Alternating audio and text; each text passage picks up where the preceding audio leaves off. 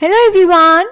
तो बेटा हम पढ़ रहे हैं बायोडाइवर्सिटी एंड कंजर्वेशन और आज की वीडियो में हम पढ़ने वाले हैं the importance of species diversity to the ecosystem. यानी हम जानेंगे कि इकोसिस्टम को स्पीशीज डाइवर्सिटी कैसे बेनिफिट करती है। ठीक है, तो चलिए स्टार्ट करते हैं। तो बेटा अगर हम बात करें एक स्टेबल कम्युनिटी की तो उसकी क्या कैरेक्टरिस्टिक्स होनी चाहिए। एक स्टेबल कम्युनिटी ज्यादा वेरिएशन शो नहीं करनी चाहिए अपनी प्रोडक्टिविटी में फ्रॉम ईयर टू ईयर। यानी ऐसा नहीं होना चाहिए कि एक साल इसकी प्रोडक्टिविटी बहुत ज्यादा है और दूसरे साल बहुत कम। ये रिलेटिवली कांस्टेंट रहना चाहिए। ये रेजिस्टेंट और रेजिलिएंट होना चाहिए ओकेजनल डिस्टर्बेंसेस से, यानी कि नेचुरल से भी और मैन मेड से भी। या फिर रेजिस्टेंट रहना चाहिए एलियन स्पीशीज इन्वेजन से। एलियन स्पीशीज का इंट्रोडक्शन स्टेबल कम्युनिटी पे ज्यादा इफेक्ट नहीं डालना चाहिए। तो ये कुछ कैरेक्टरिस्टिक्स हैं स्टेबल कम्युनिटी के। तो हमने देखा कि किसी कम्युनिटी में जितनी ज्यादा स्पीशीज होंगी, यानी जितनी ज्यादा डाइवर्सिटी होगी, वो कम्युनिटी उतनी ज्यादा स्टेबल होगी। डेविड टिलमैन ने एक एक्सपेरिमेंट भी किया इसके लिए। इसमें इन्होंने बताया कि जिस प्लॉट में ज्यादा स्पीशीज डाइवर्सिटी है उसने ज्यादा कम year to year variations show करे टोटल बायोमास में, और जिस प्लॉट में कम स्पीशीज डाइवर्सिटी थी उसने ज्यादा वेरिएशन शो करे। साथ ही साथ इन्होंने बताया कि जैसे जैसे बायोडाइवर्सिटी इंक्रीज करती है उससे प्रोडक्टिविटी भी इंक्रीज करती है, और जब बायोडाइवर्सिटी डिक्रीज करती है तो प्रोडक्टिविटी भी डिक्रीज करती है। ठीक है, तो इससे हमें पता चला जितनी ज्यादा स्पीशीज बायोडाइवर्सिटी होगी कम्युनिटी उतनी ही स्टेबल होगी। क्लियर। उसके बाद हमारे पास एक हाइपोथेसिस है जिसे बोलते हैं रिवेट पॉपर हाइपोथेसिस। ये हमें एक स्टैनफोर्ड इकोलॉजिस्ट पॉल एहरलिच ने दी थी। इन्होंने बोला कि अगर हम एयरप्लेन को एक इकोसिस्टम माने जिसमें बहुत सारे रिवेट्स लगे होते हैं। रिवेट्स क्या होते हैं? वो स्क्रूज जो प्लेन में अलग अलग पार्ट्स को एक दूसरे से जोड़ते हैं। अगर हम उन्हें स्पीशीज माने, क्योंकि प्लेन में बहुत सारे रिवेट्स होते हैं, ऐसे ही हमारे इकोसिस्टम में बहुत सारे स्पीशीज हैं। अब जितने भी पैसेंजर एयरप्लेन में बैठ रहे हैं वो अगर अपने साथ एक एक रिवेट लेके चले जाएं, यानी उस इकोसिस्टम से एक एक स्पीशीज धीरे धीरे एक्सटिंक्ट होने लगे, तो इनिशियली तो हमें कुछ पता नहीं चलेगा। सपोज कोई चेयर का रिवेट ले गया या ऐसे ही कोई अनयूजफुल रिवेट अपने साथ ले गया, तो इनिशियली हमें पता नहीं चलेगा, यानी इकोसिस्टम प्रॉपर्ली फंक्शन करता रहेगा और उस पर कोई इफेक्ट नहीं होगा। पर इवेंचुअली धीरे धीरे प्लेन वीक होता जाएगा।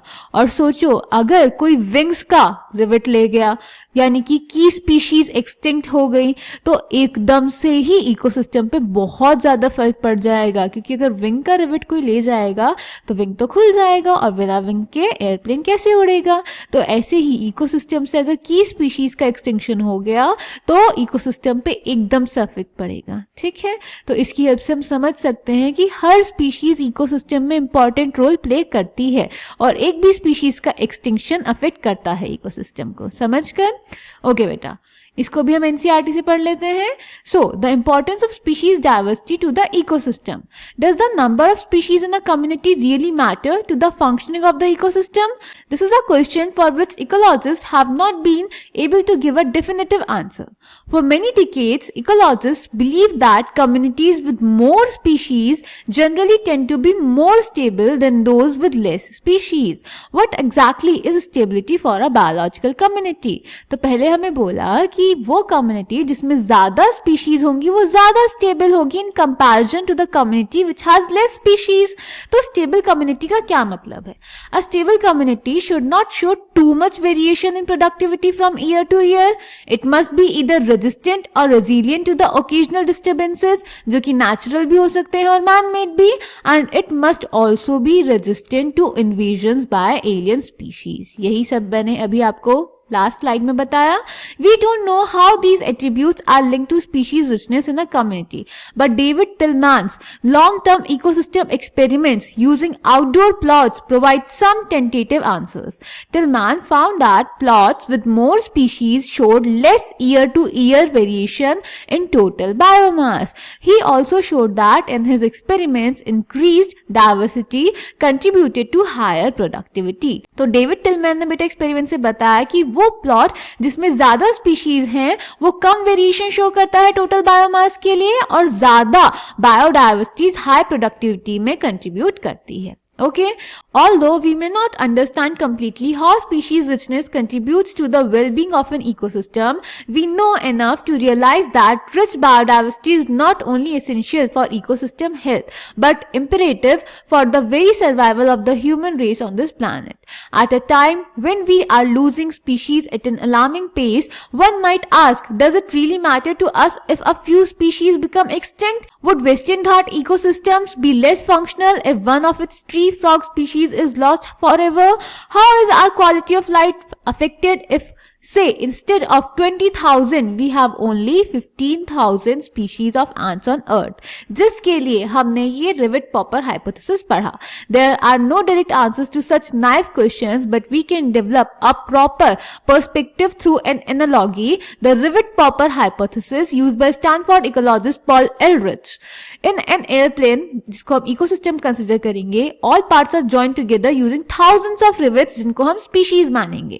If every passenger traveling in it starts popping a rivet to take home, यानी कि एक एक species extinct होती जा रही है धीरे धीरे, it may not affect flight safety, proper functioning of the ecosystem पे किसी एक single species के extinct होने से ज्यादा फर्क नहीं पड़ेगा.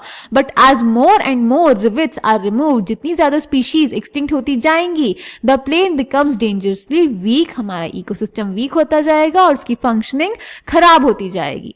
Furthermore, which rivet is removed may also be critical. Loss of rivets on the wings, जिनको हम की स्पीशीज मान सकते हैं, is obviously a more serious threat to flight safety than loss of a few rivets on the seats or windows inside the plane. ठीक है बेटा, तो ये था हमारा इंपॉर्टेंस बायोलॉजिकल डाइवर्सिटी का इकोसिस्टम को. नेक्स्ट वीडियो में हम जानेंगे कि लॉस ऑफ बायोडाइवर्सिटी क्या है, उसके बारे में पढ़ेंगे. तब तक ध्यान से अपने नोट्स बनाइए. यहाँ तक कि कोई भी डाउट होगा तो मुझसे कमेंट सेक्शन में पूछ लीजिए. Thank you.